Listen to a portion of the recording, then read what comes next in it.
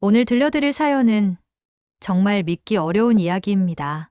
67세 시어머니가 39세 며느리 앞에서 무릎을 꿇고 빌고 있어요. 하지만 며느리의 눈에는 20년간 쌓인 원한이 불타고 있었죠. 도대체 이 집에서 무슨 일이 벌어진 걸까요? 저는 바로 그 며느리 김민정이에요. 제가 시어머니를 무릎 꿇게 만든 이유를 알고 싶으시다면 끝까지 들어보세요. 정말 상상도 못할 일들이 벌어졌거든요.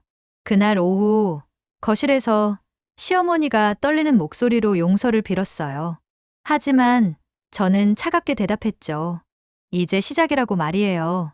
이 한마디에 20년간의 복수가 담겨 있었어요. 지금부터 그 끔찍했던 20년을 들려드릴게요. 1999년으로 돌아가 볼까요? 저는 29살이었고 박준호와 결혼을 앞두고 있었어요. 준호는 대기업 간부의 외아들이었고 저는 평범한 회사원이었죠. 박순자는 처음부터 이 결혼을 반대했어요. 아들에게 어울리지 않는다고 생각했거든요. 제 집안 배경, 학벌, 모든 것이 마음에 들지 않았던 거죠. 결혼식 당일부터 냉대가 시작됐어요. 신부 대기실에 한 번도 찾아오지 않았고 결혼식 내내 굳은 표정으로 앉아 있었어요. 하객들 앞에서도 노골적으로 불쾌한 표정을 감추지 않았죠. 그때부터 느꼈어야 했는데요. 이 여자와의 삶이 얼마나 지옥 같을지 말이에요. 신혼집도 문제였어요. 박순자는 아들 부부가 자신과 함께 살기를 원했거든요. 저를 감시하고 싶었던 거예요. 저는 반대했지만 남편은 어머니 편을 들었어요. 그렇게 지옥 같은 동거가 시작됐죠. 박순자는 제 모든 행동에 트집을 잡았어요. 요리 방법, 청소 방법, 옷 입는 방식, 심지어 말투까지 모든 게 틀렸다고 했어요. 아침에 일어나는 시간부터 문제였어요. 제가 7시에 일어나면 너무 늦다고 했고 6시에 일어나면 소음을 낸다고 불만을 터뜨렸어요. 도대체 언제 일어나야 하는지 알 수가 없었죠. 식사 준비는 더 심했어요. 제가 만든 음식은 항상 문제가 있었거든요. 짜거나 싱겁거나 뜨겁거나 차갑거나. 박순자는 한 숟가락 먹고는 젓가락을 내려놓으며 한숨을 쉬곤 했어요. 가장 힘든 건 친척 모임이었어요. 박순자는 친척들 앞에서 저를 무시했어요. 제가 하는 말에는 관심도 보이지 않았고 오히려 다른 며느리들과 비교하며 은근히 깎아내렸죠. 저는 참고 또 참았어요. 남편을 사랑했고 시간이 지나면 시어머니가 마음을 열어줄 거라고 믿었거든요. 하지만 1년이 지나도 2년이 지나도 상황은 나아지지 않았어요. 오히려 더 악화됐죠. 제가 임신했을 때 말이에요. 2001년 결혼 2년 차에 드디어 아이가 생겼어요. 저는 기뻤지만 박순자의 반응은 예상과 달랐어요. 첫 임신이니까 당연히 기뻐할 줄 알았는데 오히려 의심의 눈초리를 보냈거든요. 정말 준호의 아이가 맞느냐는 식으로 말이에요. 저에게는 치명적인 모독이었어요. 임신 중에도 박순자의 괴롭힘은 계속됐어요. 입덧으로 고생하는 저에게 차가운 물에 손을 담그고 빨래를 하라고 했어요. 무거운 짐을 들라고 시켰고 기름 냄새가 심한 부엌일을 강요했죠. 저는 몸이 힘들어도 참았어요. 뱃속의 아이를 위해서라도 참아야 한다고 생각했거든요. 하지만 박순자는 더욱 가혹해졌어요. 임신 5개월째 되던 날 끔찍한 일이 벌어졌어요. 제가 2층에서 빨래를 들고 내려오는데 계단에서 발을 헛디뎠거든요. 그대로 굴러떨어졌죠. 그때 박순자가 1층에 있었어요. 계단 아래에서 제가 떨어지는 걸 지켜보고 있었던 거예요. 나중에 저는 깨달았어요. 박순자가 계단에 물을 뿌려놨다는 걸 말이에요. 저는 그 자리에서 의식을 잃었어요. 병원으로 급히 실려갔지만 이미 늦었죠. 뱃속에 아이는 죽었어요. 5개월 된 아이를 잃어버린 거예요. 병원에서 깨어난 저는 절망했어요. 하지만 더 큰 충격은 따로 있었어요. 박순자가 병원에서 의료진에게 한 말을 들었을 때였거든요. 박순자는 제가 원래 조심성이 없다고 임신 중에도 무리한 일을 하려고 해서 말렸는데 듣지 않았다고 거짓말을 했어요. 심지어 제가 일부러 아이를 지우려고 했을 수도 있다는 식으로 암시까지 했죠. 그때 저는 깨달았어요. 박순자가 정말로 악독한 여자라는 걸. 그리고 제가 평생 이 여자 밑에서 살아야 한다는 절망적인 현실을 말이에요. 남편 준호는 어떻게 했을까요? 그는 저보다 어머니를 믿었어요. 어머니가 그럴 리 없다고, 제가 오해하고 있는 것 같다고 했어요. 심지어 저에게 어머니에게 사과하라고 했죠. 그 순간 제 마음속에 무언가가 죽었어요. 남편에 대한 사랑, 가족에 대한 기대, 모든 게 사라졌어요. 대신 차가운 분노가 자리를 잡았죠. 하지만 저는 참았어요.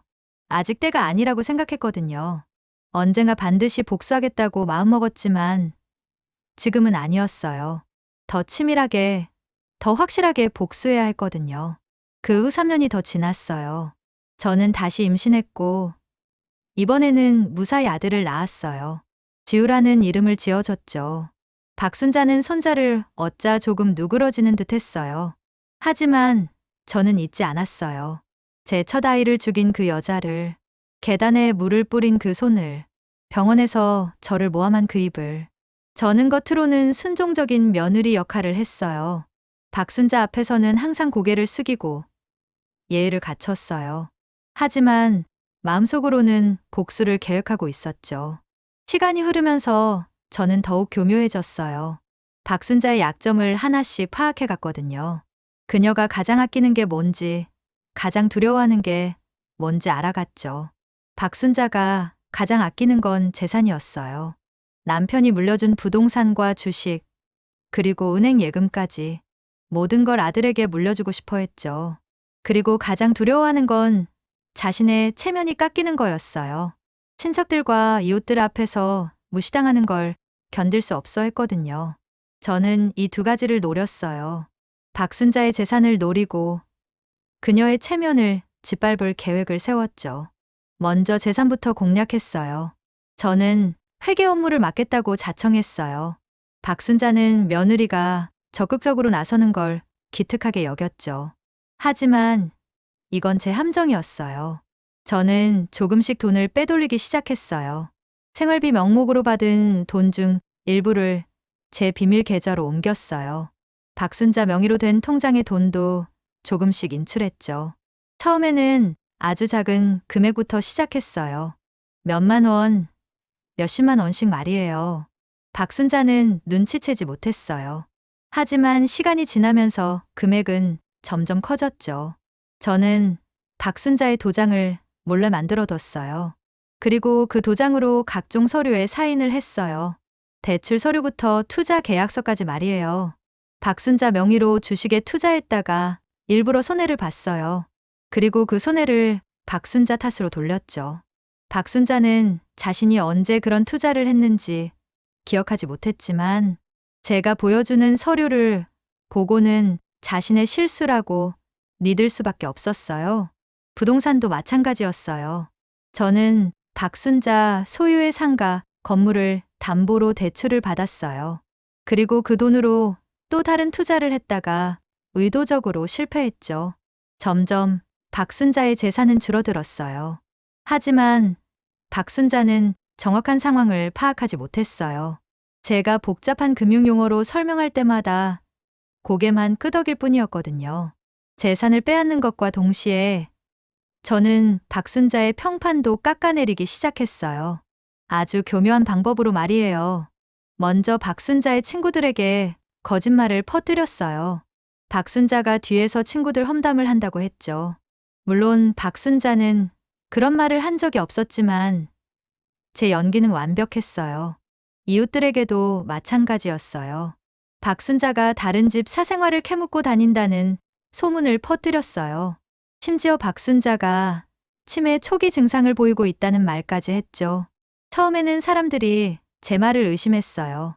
하지만 제 연기가 너무나 진짜 같았고 시간이 지나면서 사람들은 제 말을 믿기 시작했어요. 박순자는 점점 고립되어 갔어요. 친구들이 하나둘씩 멀어졌고 이웃들도 냉담해졌어요. 박순자는 이유를 알 수 없어서 더욱 괴로워했죠. 그 모든 걸 지켜보며 저는 만족했어요. 20년 전 제가 당했던 그 고통을 박순자에게 그대로 되돌려주고 있는 거니까요. 하지만 이건 시작에 불과했어요. 제 진짜 복수는 따로 있었거든요. 이제부터 제 진짜 복수가 시작됐어요. 박순자의 일상생활까지 조작하기 시작한 거죠. 먼저 박순자의 약을 바꿨어요. 고혈압 약을 비타민으로 바꿔치기 했거든요. 박순자는 매일 약을 먹고 있다고 생각했지만 실제로는 아무 효과도 없는 가짜였던 거예요. 박순자의 혈압이 오르기 시작했어요. 어지럼증을 호소했지만 저는 그냥 나이 때문이라고 둘러댔죠. 병원에 가자고 하면 괜찮다며 말렸고요. 그런 식으로 몇 달을 보냈어요. 박순자의 건강은 점점 나빠졌고 저는 그 모습을 지켜보며 속으로 쾌감을 느꼈죠. 20년 전 제 첫 아이를 죽였던 그 여자가 이제 고통받고 있는 거니까요. 하지만 이것만으로는 부족했어요. 저는 더 치밀한 계획을 세웠거든요. 박순자를 완전히 무너뜨릴 계획이었어요. 다음 타겟은 박순자의 사회적 관계였어요. 저는 박순자의 가장 친한 친구 이영숙에게 접근했어요. 영숙이는 박순자와 40년 지기 친구였거든요. 저는 영숙이에게 전화를 걸어서 걱정스럽다는 표정으로 이야기를 꺼냈어요. 시어머니가 요즘 이상하다고 자꾸 망상 같은 말을 한다고 했죠. 영숙이는 처음에는 믿지 않았어요. 하지만 저는 구체적인 예를 들어가며 설득했어요. 박순자가 자신의 돈을 누군가가 훔쳐간다고 의심한다는 말부터 시작해서 이웃들이 자신을 감시한다고 믿는다는 말까지 했죠. 물론 모두 거짓말이었어요. 하지만 영숙이는 점점 제 말을 믿기 시작했어요. 특히 제가 눈물까지 흘리며 고민을 털어놓자 영숙이는 완전히 속았죠. 그 다음부터 영숙이는 박순자를 다른 시선으로 보기 시작했어요. 박순자가 평소와 같은 말을 해도 이상한 징조로 받아들였죠. 친구들 모임에서도 박순자의 말을 의심의 눈초리로 들었고요. 박순자는 친구들이 자신을 이상하게 본다는 걸 느꼈어요. 하지만 이유를 알 수 없어서 더욱 괴로워했죠. 저는 그 모습을 보며 속으로 웃었어요. 이웃들에게도 마찬가지 작전을 펼쳤어요. 같은 아파트에 사는 주민들에게 하나씩 접근해서 시어머니 걱정을 했어요. 치매 초기 증상 같다고, 가끔 밤에 이상한 소리를 낸다고 거짓말을 했죠. 사람들은 처음에는 반신반의했어요. 하지만 저의 연기가 너무 완벽했거든요. 진짜로 걱정하는 며느리처럼 보였으니까요. 몇 달이 지나자 아파트 주민들도 박순자를 이상한 시선으로 보기 시작했어요. 엘리베이터에서 마주쳐도 어색하게 인사만 하고 피했죠. 박순자는 왜 사람들이 자신을 피하는지 이해할 수 없었어요. 저는 여기서 멈추지 않았어요. 더 치밀한 계획을 실행에 옮겼거든요. 박순자가 외출할 때마다 저는 몰래 따라다녔어요. 그리고 박순자가 어디서 무엇을 했는지 모든 걸 기록했죠. 마치 정말로 치매 환자를 돌보는 며느리처럼 말이에요. 어느 날은 박순자가 마트에서 같은 물건을 2번 집어들었다고 거짓말을 했어요.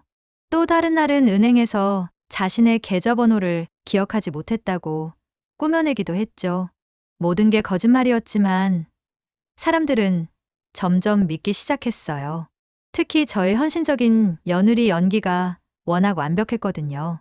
그러던 중 박순자에게 정말 이상한 일이 벌어지기 시작했어요. 자신이 두고 온 물건이 사라지는 거였죠. 사실은 제가 몰래 숨겨놨던 거예요. 박순자가 자주 사용하는 안경, 지갑, 휴대폰 같은 것들을 일부러 다른 곳에 감춰뒀거든요. 박순자는 자신의 기억력을 의심하기 시작했어요. 분명히 여기에 뒀는데 왜 없을까 하면서 말이에요. 저는 그런 박순자를 보며 가짜로 걱정하는 표정을 지었죠. 이런 일이 반복되자 박순자는 정말로 자신이 치매에 걸린 건 아닌가 두려워하기 시작했어요. 하지만 병원에 가자고 하면 거부했어요. 치매 진단을 받는 게 두려웠거든요. 저는 이 기회를 놓치지 않았어요. 친척들과 이웃들에게 더욱 적극적으로 시어머니의 치매 증상을 알렸죠. 물론 모두 제가 꾸며낸 이야기였지만요.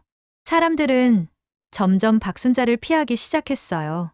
치매 환자와 대화하는 게 부담스러웠던 거죠. 박순자는 왜 모든 사람이 자신을 멀리하는지 이해할 수 없었어요. 가장 충격적이었던 건 친척 모임에서였어요. 저는 일부러 박순자 앞에서 다른 친척들에게 속삭이듯 말했어요. 요즘 기억력이 많이 나빠지셨다고, 같은 말을 여러 번 반복하신다고 말이에요. 친척들은 박순자를 동정의 눈빛으로 바라봤어요. 하지만 동시에 불편해했죠. 박순자가 뭔가 말을 하려고 하면 사람들은 어색하게 화제를 돌렸어요. 박순자는 그 모든 걸 느꼈어요. 사람들이 자신을 이상한 사람으로 본다는 걸 말이에요. 하지만 어떻게 해야 할지 몰랐죠. 억울하다고 소리쳐봐야 더 이상하게 보일 뿐이었거든요. 저는 그런 박순자를 보며 속으로 쾌감을 느꼈어요. 20년 전 저도 똑같은 기분이었거든요. 모든 사람이 저를 의심하고 박순자의 거짓말을 믿을 때 말이에요. 하지만 여기가 끝이 아니었어요.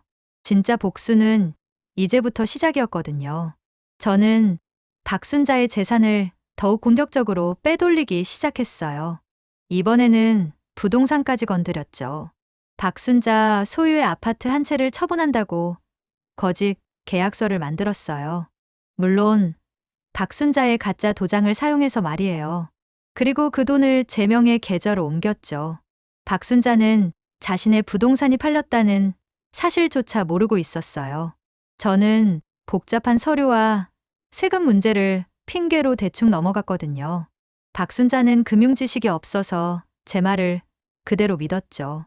몇 개월 후 박순자는 자신의 재산이 절반 이상 사라진 걸 깨달았어요. 하지만 이미 늦었죠. 저는 모든 걸 투자 실패와 의료비로 설명했어요. 박순자는 절망했어요. 평생 모은 재산이 하루아침에 사라진 거니까요. 하지만 더 큰 문제는 따로 있었어요. 저는 박순자가 치매에 걸렸다는 소문을 더욱 확산시켰어요. 이제는 의사 진료까지 받아야 한다고 주장했죠. 물론 제가 미리 섭외한 의사였어요. 그 의사는 저에게서 미리 박순자의 상황을 들었어요. 물론 모두 제가 조작한 내용이었죠. 박순자가 기억력 장애와 망상 증상을 보인다고 거짓말을 했거든요. 진료 당일 박순자는 긴장한 상태로 병원에 갔어요. 의사는 몇 가지 간단한 질문을 했는데 박순자는 너무 떨어서 제대로 대답하지 못했어요. 저는 옆에서 박순자의 증상을 과장해서 설명했어요. 집에서 혼자 중얼거린다거나 같은 질문을 여러 번 반복한다거나 길을 잃고 헤맨 적이 있다는 식으로 말이에요. 의사는 저의 말을 바탕으로 박순자에게 초기 치매 진단을 내렸어요. 물론 정확한 진단은 아니었지만 저에게는 충분했거든요. 박순자는 치매 판정을 받고 완전히 무너졌어요. 자신의 인생이 끝났다고 생각했죠. 저는 겉으로는 위로하는 척했지만 속으로는 환호했어요. 드디어 박순자를 완전히 굴복시킬 때가 왔거든요. 집에 돌아온 후 저는 박순자에게 말했어요. 이제 혼자 살기 어려우니 요양원에 들어가는 게 어떻겠냐고요. 물론 박순자는 강하게 반대했어요. 하지만 저는 이미 모든 준비를 마쳤어요. 친척들과 이웃들, 심지어 남편까지도 제 편이었거든요. 모든 사람이 박순자의 요양원 입소에 찬성했어요. 박순자는 절망했어요. 아무도 자신의 말을 믿지 않았거든요. 모든 사람이 자신을 치매 환자로 취급했죠. 그때 저는 마지막 카드를 꺼냈어요. 박순자에게 무릎을 꿇고 빌라고 한 거예요. 20년 전 계단에서 저를 밀어뜨린 일을 사과하라고 했죠. 제 첫 아이를 죽인 것에 대해 빌라고 했어요. 박순자는 처음에는 부인했어요. 자신은 그런 적이 없다고, 모든 게 오해라고 했죠. 하지만 저는 물러서지 않았어요. 증거가 있다고 거짓말을 했거든요. 당시 CCTV 영상을 가지고 있다고, 언제든지 공개할 수 있다고 협박했죠. 물론 그런 영상은 없었어요. 하지만 박순자는 모든 걸 잃은 상황에서 더 이상 버틸 힘이 없었어요. 결국 박순자는 제 앞에 무릎을 꿇었어요. 떨리는 목소리로 용서를 빌었죠. 저는 그 모습을 보며 20년간 쌓인 원한이 풀리는 걸 느꼈어요. 하지만 이때 저는 몰랐어요. 박순자도 나름의 계획이 있었다는 걸 말이에요. 사실 박순자는 제가 생각했던 것보다 훨씬 영리한 여자였거든요. 저의 모든 계획을 이미 눈치채고 있었던 거예요. 박순자가 무릎을 꿇으며 빌었던 그날, 제가 보지 못한 곳에서 몰래 녹음기를 작동시켰어요. 제가 20년 전 일을 어떻게 알고 있는지, 어떤 식으로 협박하는지 모든 걸 녹음한 거죠. 그리고 며칠 후 박순자는 저에게 예상치 못한 말을 했어요. 지금 생각해보니 그때가 제 인생의 전환점이었어요. 제가 완벽하다고 생각했던 복수 계획에 치명적인 허점이 있었던 거거든요. 박순자는 저보다 한 수 위였어요.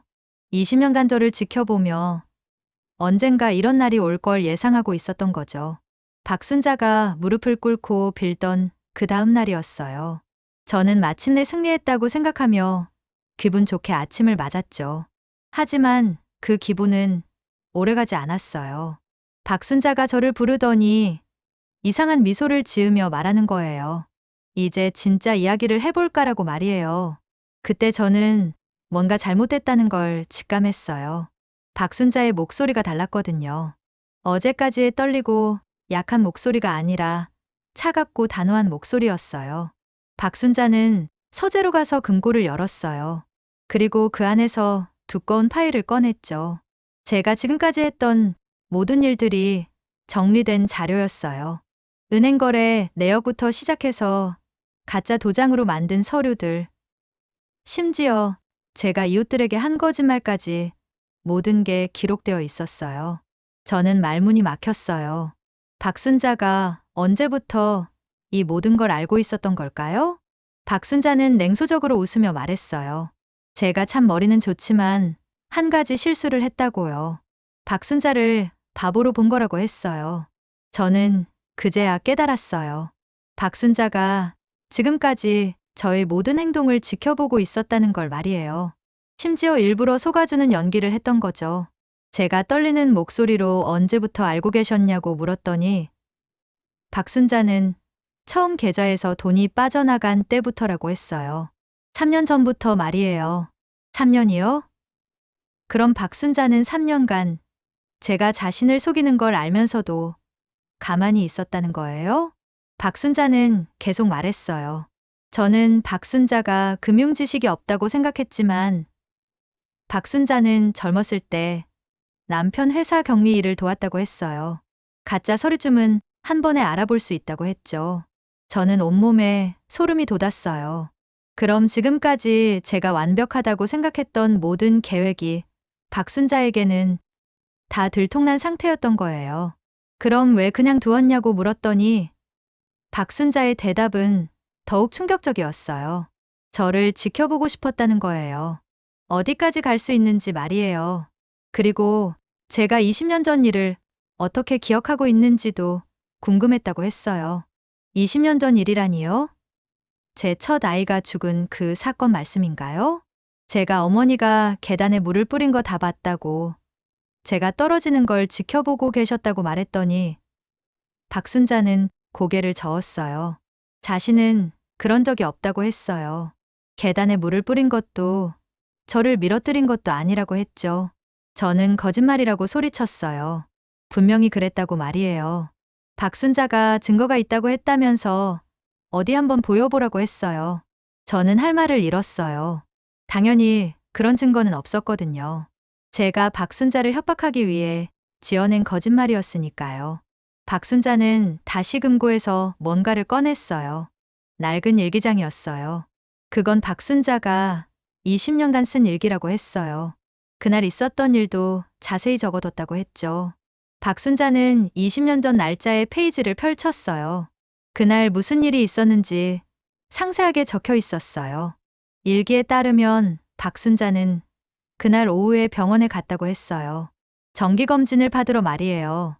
그리고 저녁 때 집에 돌아와서 제가 계단에서 떨어진 걸 발견했다고 적혀 있었죠. 박순자가 보여준 병원 영수증에는 분명히 그날 날짜가 적혀 있었어요. 그럼 제가 떨어진 시간에 박순자는 집에 없었다는 얘기였어요. 저는 혼란스러웠어요. 그럼 도대체 누가 계단에 물을 뿌린 거죠? 박순자는 제 표정을 보며 말했어요. 제가 그때 일을 정확히 기억하고 있냐고, 정말로 누군가가 일부러 그런 거라고 확신하냐고 물었어요. 저는 기억을 되짚어 봤어요. 20년 전 그날, 분명히 계단이 미끄러웠고, 저는 발을 헛디뎠어요. 그리고 굴러떨어졌죠. 하지만 정말로 누군가가 일부러 물을 뿌렸던 걸까요? 혹시 그냥 제가 조심하지 못해서 생긴 사고였던 건 아닐까요? 저는 아니라고 말했어요. 분명히 어머니가 그랬다고 했죠. 박순자가 제 말을 끊었어요. 제가 20년간 박순자를 원망하며 살았다고, 하지만 그 원망의 이유가 잘못된 거였다면 어떻게 할 거냐고 물었어요. 저는 대답할 수 없었어요. 만약 정말로 박순자가 무죄라면 저는 20년간 무고한 사람을 원망하며 복수를 계획했던 거예요? 박순자는 또 다른 서류를 꺼냈어요. 그건 그때 의사가 쓴 소견서라고 했어요. 제 아이는 계단에서 떨어진 충격 때문에 죽은 게 아니라고 했어요. 제가 받은 소견서를 보니 충격적인 내용이 적혀 있었어요. 제 아이는 이미 그 전부터 심각한 문제가 있었던 거예요. 태반박리라는 병이었죠. 의사의 설명에 따르면 이 병은 계단에서 떨어지는 것과는 상관없이 생기는 거라고 했어요. 임신 중 스트레스나 과로가 원인일 수도 있다고 했죠. 그럼 제 아이는 어차피 살 수 없었을 거라는 얘기였어요. 계단에서 떨어지지 않았어도 말이에요. 저는 충격을 받았어요. 20년간 제가 믿어왔던 모든 게 잘못된 거였을까요? 하지만 박순자는 여기서 멈추지 않았어요. 더 큰 폭탄이 기다리고 있었거든요. 박순자가 말했어요. 제가 그렇게 원망했던 20년 전 그날, 사실 계단에 물을 뿌린 사람이 따로 있다고요. 누구냐고 물었더니 제 남편 준호라고 했어요. 저는 귀를 의심했어요. 남편이라고요? 박순자는 계속 말했어요. 그날 준호가 회사에서 일찍 들어왔다고요. 그리고 2층에서 뭔가 하고 있었다고 했어요. 박순자가 병원에서 돌아왔을 때 준호가 계단을 닦고 있었다고 했죠. 그게 무슨 뜻이냐고 물었더니 준호는 제가 아이를 갖는 걸 원하지 않았다고 했어요. 자신의 커리어에 방해가 된다고 생각했다고 했죠. 저는 온몸이 떨렸어요. 설마 남편이 제 아이를 죽이려고 했다는 말씀이에요? 박순자는 마지막 증거를 꺼냈어요. 낡은 카세트 테이프였어요. 그건 그날 밤 준호와 박순자가 나눈 대화라고 했어요. 준호가 모든 걸 고백했다고 했죠. 박순자가 테이프를 틀자 20년 전 그날 밤에 대화가 흘러나왔어요. 남편 준호의 목소리가 들렸죠. 테이프 속에서 준호는 자신이 계단에 일부러 물을 뿌렸다고 고백했어요. 제가 아이를 가져서 자신의 직장 생활에 지장이 될까봐 걱정했다고 했어요. 하지만 직접 해를 가하기는 어려워서 사고로 위장하려고 했다고 했죠. 저는 충격에 빠졌어요. 20년간 제가 원망했던 건 박순자가 아니라 바로 제 남편이었던 거예요. 왜 이제야 말씀하시냐고 물었더니 박순자는 슬픈 표정으로 말했어요. 그때는 말할 수 없었다고 했어요. 자기 아들이잖냐고요. 그리고 저도 준호를 사랑하고 있었고 진실을 알면 더욱 괴로워할 것 같았다고 했어요. 저는 무너져 내렸어요. 20년간의 원망과 복수가 모두 헛된 것이었다니요. 정작 진짜 원수는 제 옆에서 함께 살고 있었던 거예요. 그때 현관문이 열리는 소리가 들렸어요. 남편 준호가 퇴근한 거였죠. 준호는 평소와 다름없는 목소리로 인사했어요. 하지만 저는 그 목소리가 이제 완전히 다르게 들렸어요. 박순자는 제게 속삭였어요. 이제 어떻게 할 거냐고. 20년간 진짜 원수와 함께 살아온 기분이 어떠냐고 말이에요. 저는 대답할 수 없었어요. 분노와 배신감, 그리고 허무함이 한꺼번에 몰려왔거든요. 준호가 거실로 들어오며 물었어요. 뭐 하고 있냐고. 둘 다 표정이 이상하다고 말이에요. 저는 준호를 바라봤어요. 20년간 저와 함께 박순자를 원망했던 그 남자를, 제 첫 아이의 진짜 살인범을. 박순자는 일어나서 말했어요. 준호에게, 이제 민정이에게 진실을 말할 때가 된 것 같다고 했어요. 준호의 얼굴이 굳었어요. 뭔가 들킬까봐 두려워하는 표정이었죠. 그 순간 저는 깨달았어요. 진짜 복수는 이제부터 시작이라는 걸 말이에요. 하지만 여기가 끝이 아니었어요. 박순자에게는 더 큰 비밀이 숨겨져 있었거든요. 제가 상상도 못할 정도로 충격적인 진실이 기다리고 있었어요. 과연 이 집에 숨겨진 진짜 비밀은 무엇일까요? 다음 이야기를 놓치지 마세요. 준호가 거실에 들어선 순간 공기가 얼어붙었어요. 박순자와 제 사이에 흐르는 긴장감을 느꼈는지 준호의 표정이 굳어졌죠. 준호가 다시 물었을 때 저는 그의 목소리에서 미묘한 떨림을 감지했어요. 평소와 다른 긴장감이 있었거든요. 박순자가 천천히 입을 열었어요. 준호에게 앉으라고 할 이야기가 있다고 했어요. 준호는 주저하며 소파에 앉았어요. 저는 그의 손이 미묘하게 떨리고 있는 걸 봤어요. 박순자는 테이프 레코더를 준호 앞에 놓았어요. 준호가 그게 뭐냐고 물었을 때 박순자는 그가 잘 알고 있는 거라고 했어요. 20년 전 그날 밤 둘이 나눈 대화라고 말이에요. 준호의 얼굴이 새하얗게 변했어요. 입술이 파르르 떨리기 시작했죠. 준호가 그게 무슨 말이냐고 더듬거리며 물었어요. 박순자가 틀어볼까라고 하며 재생 버튼을 누르려고 하자 준호가 급하게 손을 내밀었어요. 안 된다고 소리쳤죠. 그 순간 준호의 진짜 모습이 드러났어요. 20년간 숨겨왔던 죄책감과 두려움이 한꺼번에 터져 나온 거죠. 저는 준호를 바라보며 말했어요. 정말이냐고, 정말로 당신이 그랬냐고 물었어요. 준호는 고개를 숙인 채 대답하지 않았어요. 하지만 그 침묵이 모든 걸 말해줬죠. 박순자가 차갑게 말했어요. 20년간 제가 박순자를 원망하며 살아온 걸 지켜보면서도 진실을 말하지 않았다고요. 그게 준호가 한 일이라고 했어요. 저는 분노가 치밀어 올랐어요.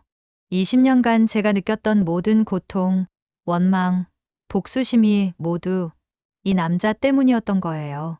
제가 왜 그랬냐고 물었을 때 준호가 고개를 들었어요. 그의 눈에는 눈물이 고여 있었어요.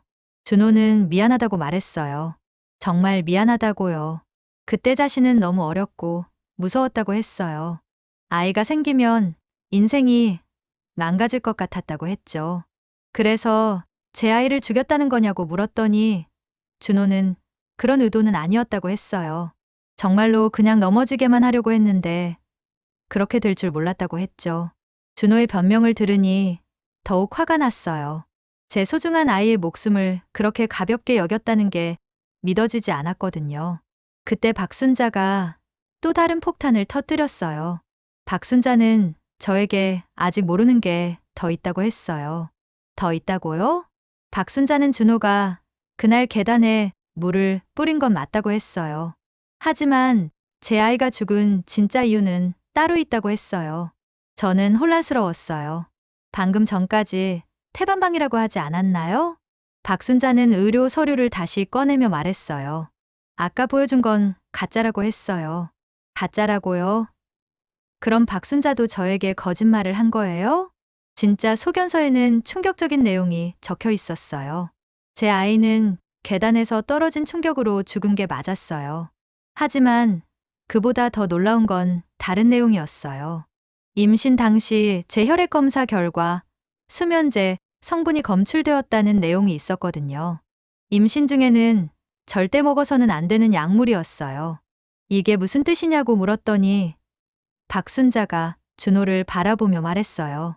준호가 제 음식에 수면제를 탔다는 걸 제가 알면 어떨까라고 물었어요. 준호의 얼굴이 더욱 하얗게 변했어요. 그건 아니라고, 자신은 그런 적 없다고 부인했어요. 박순자는 증거가 있다고 했어요. 준호가 구입한 수면제, 구매 내역이랑 CCTV까지 말이에요. 박순자는 정말로 모든 걸 알고 있었어요. 준호가 제 음식에 수면제를 탔다는 것까지 말이에요. 저는 충격에 빠졌어요. 남편이 임신한 저에게 수면제를 먹였다고요?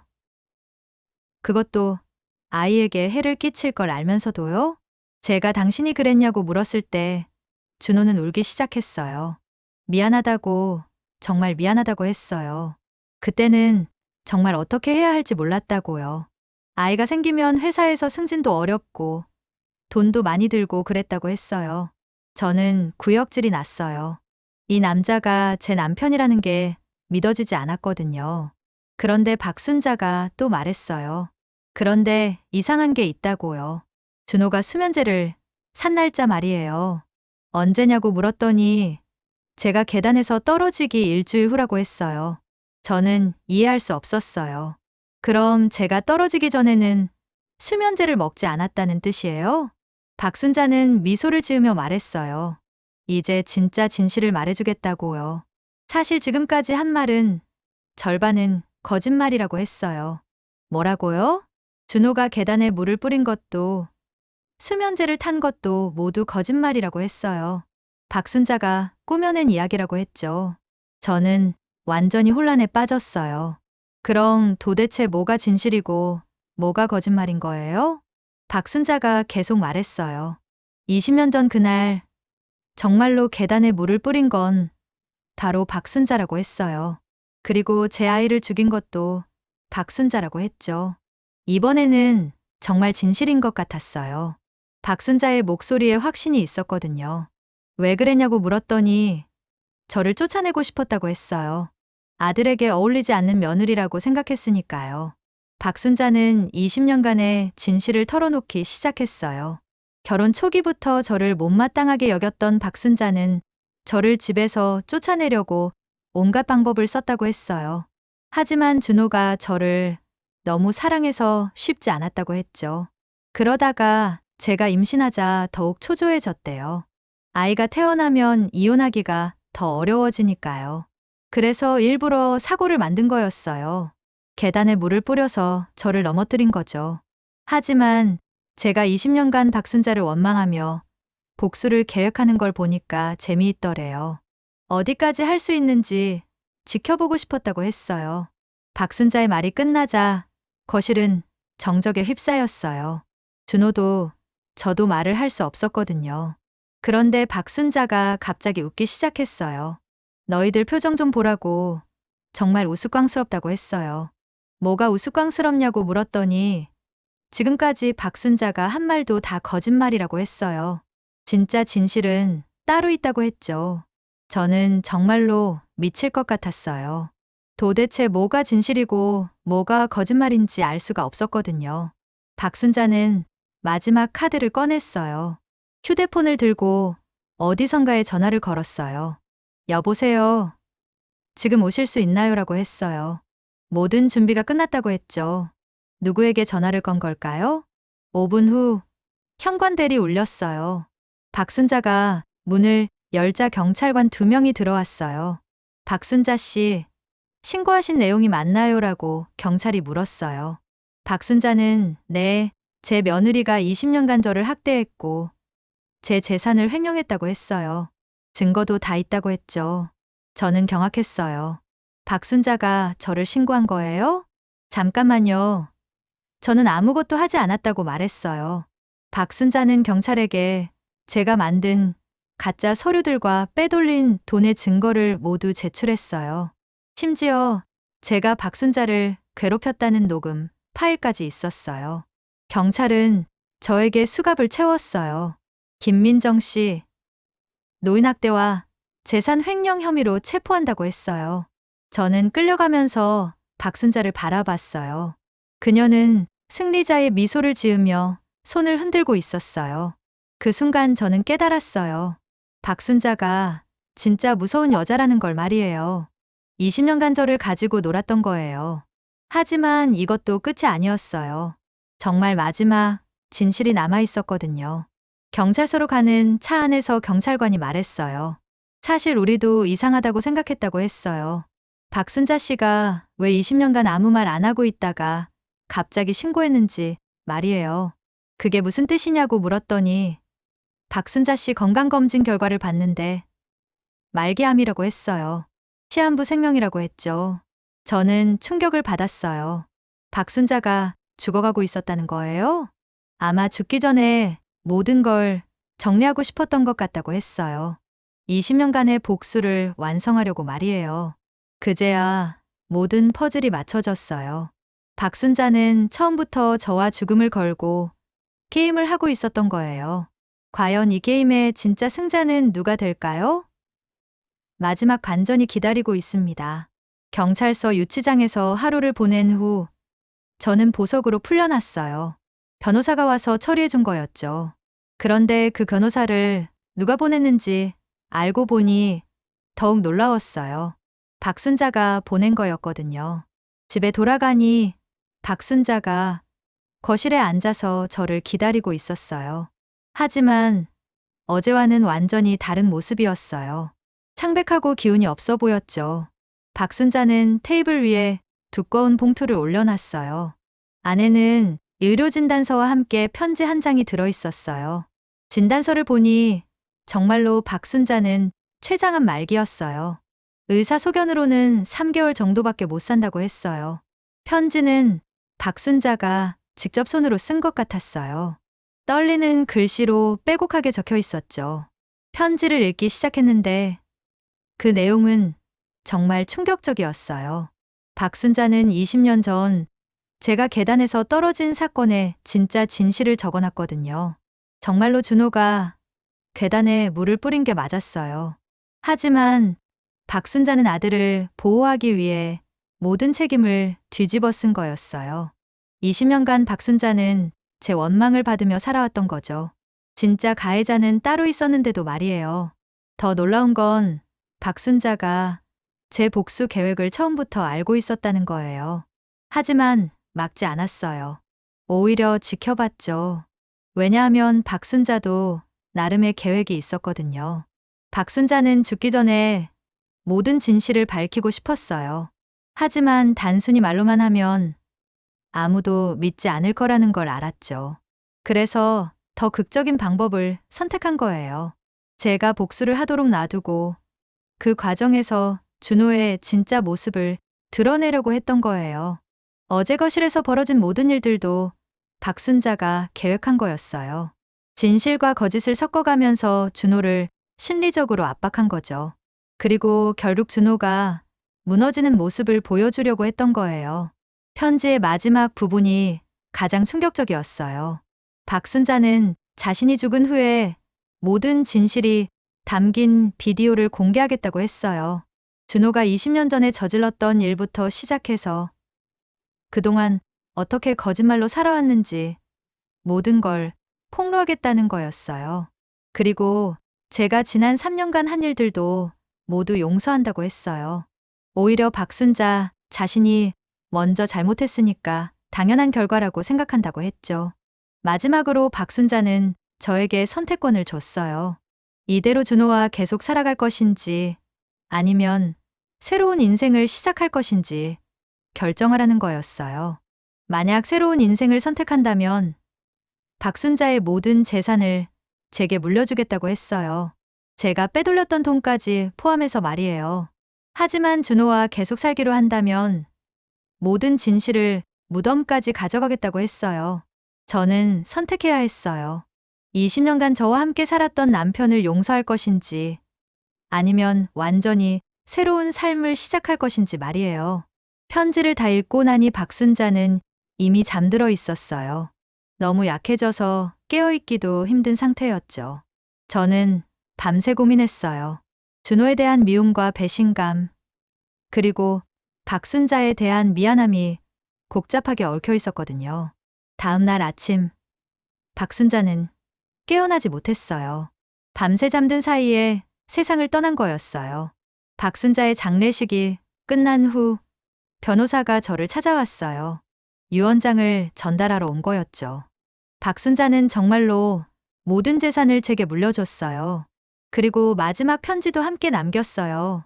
그 편지에서 박순자는 마지막 부탁을 했어요. 준호를 용서해달라는 거였어요.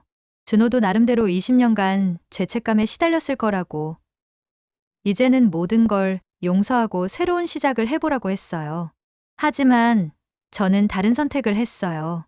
저는 준호와 이혼했어요. 그리고 박순자가 남겨준 재산으로 새로운 삶을 시작했어요. 준호는 처음에 반대했지만 박순자가 남긴 모든 증거들을 보고는 포기할 수밖에 없었어요. 지금 저는 다른 도시에서 작은 카페를 운영하고 있어요. 평범하지만 평온한 삶이에요. 가끔 박순자 생각이 나요. 그분이 마지막에 저에게 해준 말들도 생각나고요. 박순자는 마지막 편지에서 이런 말을 했어요. 복수는 결국 자신을 망가뜨리는 일이라고. 원망과 분노로 살아가는 것보다는 용서하고 새로운 시작을 하는 게 더 현명하다고 했어요. 하지만 저는 아직 준호를 완전히 용서하지는 못했어요. 20년이라는 시간이 너무 길었고 상처가 너무 깊었거든요. 그래도 이제는 더 이상 복수나 원망에 매달리지 않아요. 제 새로운 삶에 집중하고 있어요. 준호는 어떻게 지내고 있을까요? 가끔 궁금하기도 해요. 하지만 연락하지는 않아요. 서로에게 좋지 않을 것 같아서요. 박순자와 저, 그리고 준호. 우리는 20년간 서로를 속이며 살아왔어요. 진실과 거짓 사이에서 말이에요. 결국 누가 승자이고 누가 패자인지는 중요하지 않은 것 같아요. 우리 모두 상처받았고 모두 잃은 게 있으니까요. 다만 하나 확실한 건 거짓말과 복수로는 진짜 행복을 찾을 수 없다는 거예요. 만약 처음부터 서로에게 솔직했다면 이런 일들이 벌어지지 않았을지도 모르거든요. 박순자는 아들을 지키려다 20년간 누명을 썼고 저는 복수에 매달려 소중한 시간들을 낭비했어요. 준호는 거짓말로 버텨왔지만 결국 모든 걸 잃었고요. 우리는 모두 피해자이면서 가해자였어요. 지금 이 이야기를 들려드리는 이유는 여러분께는 저희 같은 실수를 하지 말라고 말씀드리고 싶어서예요. 아무리 힘들고 괴로워도 복수나 거짓말에 의존하지 마세요. 정직하게 대화하고 서로를 이해하려고 노력하세요. 그게 진짜 행복으로 가는 길이에요. 저도 이제는 과거에 얽매이지 않으려고 해요. 박순자가 마지막에 해준 조언처럼 용서하고 새로운 시작을 하려고 노력하고 있어요. 완전히 용서하기까지는 시간이 더 필요할 것 같지만 적어도 원망에 매달리지는 않을 거예요. 여러분도 만약 비슷한 상황에 있다면 복수보다는 용서를 선택하세요. 그게 자신을 위해서도 더 좋은 일이에요. 때로는 진실을 마주하는 게 더 고통스러울 수도 있어요. 하지만 그래야만 진정한 치유가 시작될 수 있어요.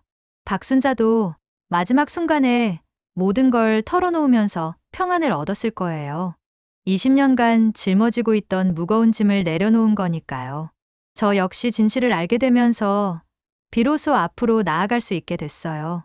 아프지만 필요한 과정이었죠. 이제 저는 새로운 삶에서 진짜 행복을 찾고 있어요. 과거의 상처에 매여 있지 않고 미래를 향해 걸어가고 있어요. 가끔 카페에 오는 손님들을 보면서 생각해요. 모든 사람에게는 각자의 이야기가 있다는 걸 말이에요. 그리고 누구나 실수하고 후회하고 다시 시작할 수 있다는 거요. 인생은 한 번의 실수로 끝나는 게 아니에요.